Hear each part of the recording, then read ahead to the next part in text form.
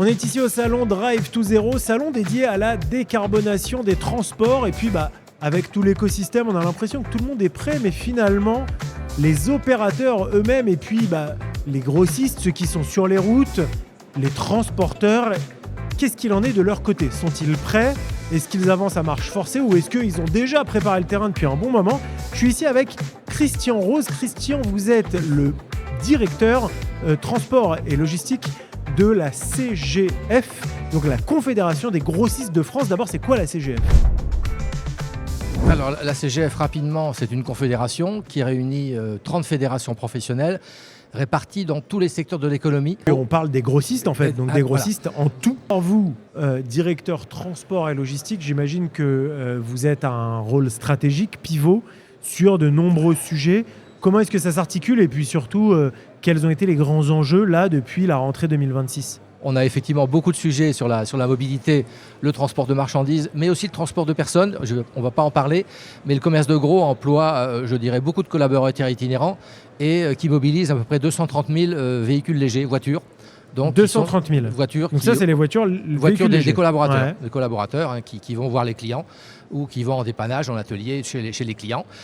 Au-delà de ça, les entreprises de commerce de gros ont cette particularité d'être à la fois des chargeurs, donc auprès de transporteurs, notamment elles reçoivent leurs marchandises confiées par leurs fournisseurs à des transporteurs ou dont elles assurent elles-mêmes effectivement dont elles sont donneurs d'ordre, mais également transporteurs pour compte propre.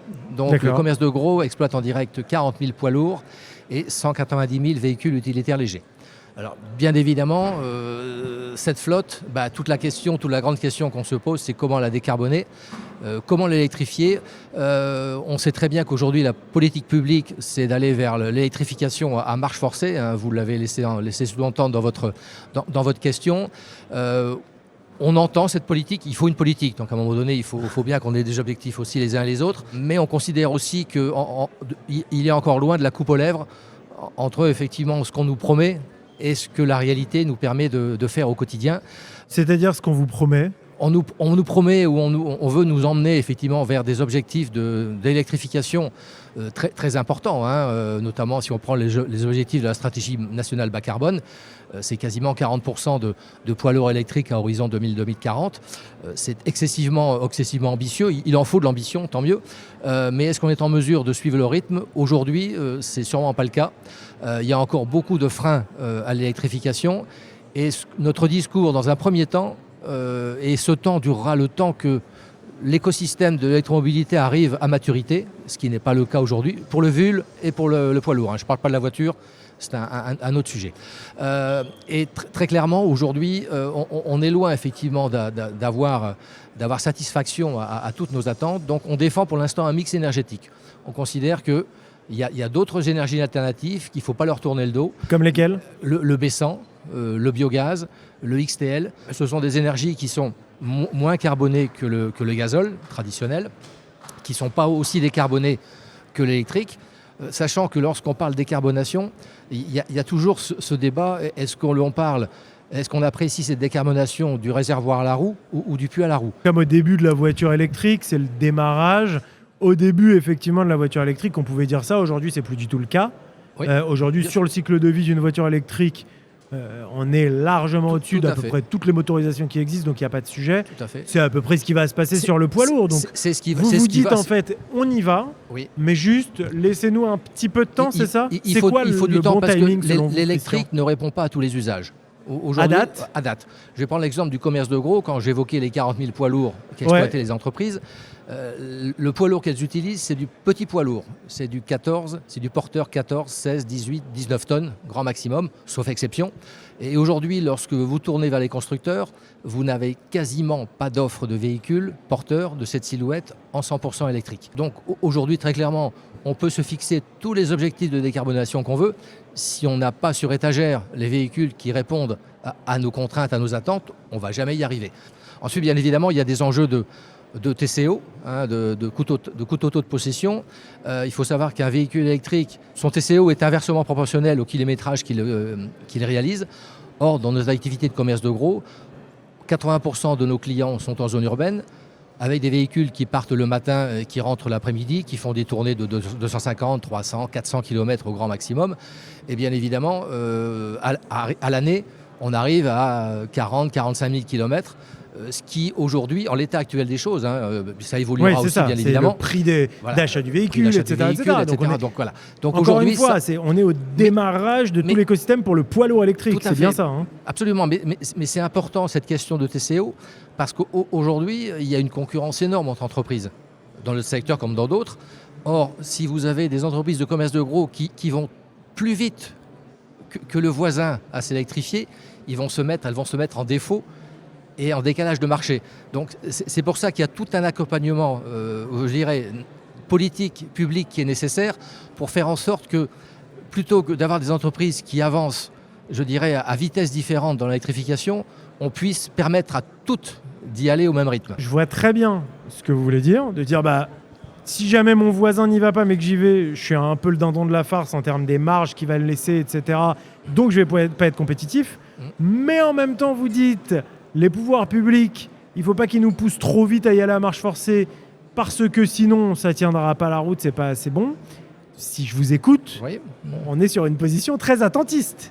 On est attentiste puisque, je dirais, au niveau de la Confédération, on a publié au mois d'octobre de l'an dernier notre trajectoire de décarbonation pour la photo, avec des objectifs chiffrés d'électrification. On ne vise pas que l'électrique. Donc nous, ce n'est pas une question de manque de volonté, c'est vraiment une question de capacité à y aller. C'est quoi les solutions ?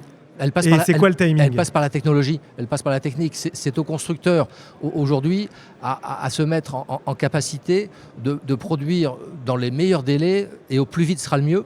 Parce que la concurrence étrangère, elle est à nos portes et elle nous talonne et elle est en train de nous prendre des parts de marché. Donc ce qu'il faut, c'est pouvoir anticiper un maximum. Et quand j'évoquais à l'instant la nécessité pour l'État d'accompagner et de soutenir la demande, c'est nécessaire, mais ça n'est pas suffisant.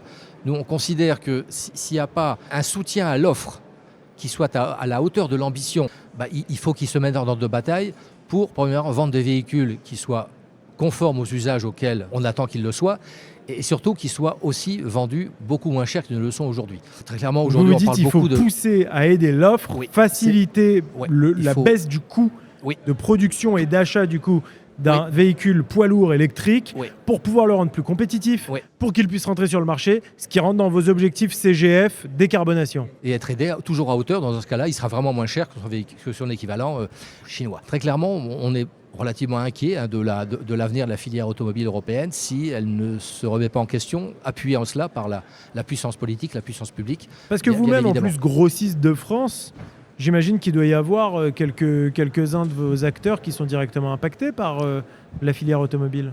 On a toute la filière, toute la réparation automobile qui est chez nous. Donc on a quand même tout intérêt à ce que ça marche pour notre industrie. On a absolument tout intérêt à ce que ça fonctionne correctement pour notre industrie française et européenne. Il faut que je vous dise un truc, vous me faites un petit peu peur parce que j'ai l'impression que vous êtes assez alarmiste sur la situation. Vous me dites grosso modo, on ne peut pas y aller tout de suite, mais ils nous disent d'y aller tout de suite.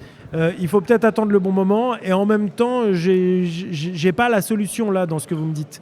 Non. C'est quoi la bonne solution pour faire en sorte que ça fonctionne ? On ne peut pas accepter comme étant une fatalité le fait qu'on nous dise que le poids lourd électrique sera pour des années encore toujours plus cher que son équivalent thermique. Donc il faut que quelque part on ait donc une volonté politique qui mette à mal ce discours ambiant qui consiste à dire de la part des constructeurs ou de certains d'entre eux, on va certes faire des économies d'échelle lorsqu'on va industrialiser la construction de nos poids lourds électriques, mais ne vous attendez pas à des miracles en termes de réduction de coûts. Ça, c'est pas entendable. On ne peut pas accepter cette fatalité en disant voilà, l'électrique sera toujours plus cher. Ah oui, il sera toujours plus cher. Mais on a parlé du TCO. Le TCO, donc le coût total de possession, aujourd'hui, il est quand même en train de devenir intéressant et va assez rapidement, si ce n'est pas déjà, être plus intéressant selon les usages que son équivalent thermique. Il y a des entreprises comme Suez qui font des petites tournées. Petit Forestier nous expliquait tout à l'heure aussi qui fait des petites tournées de 50 km. Et là, il charge des pots moins cher, son TCO est meilleur. Alors, tout à fait, on est effectivement, on est dans ce schéma-là. On a cette chance dans le commerce de gros, effectivement, de voir nos bases logistiques situées à proximité de nos zones de chalandise.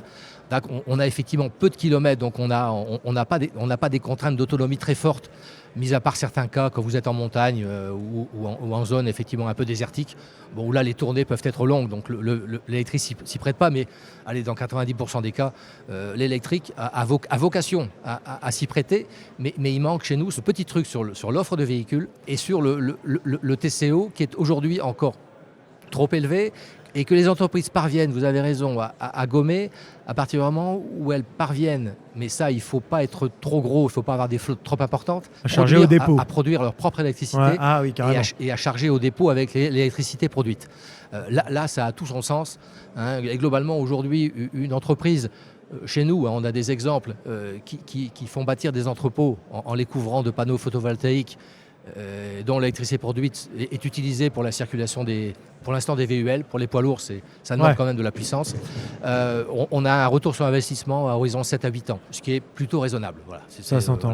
Merci beaucoup Christian Rose, directeur logistique et transport de la Confédération des grossistes de France. Merci beaucoup Christian.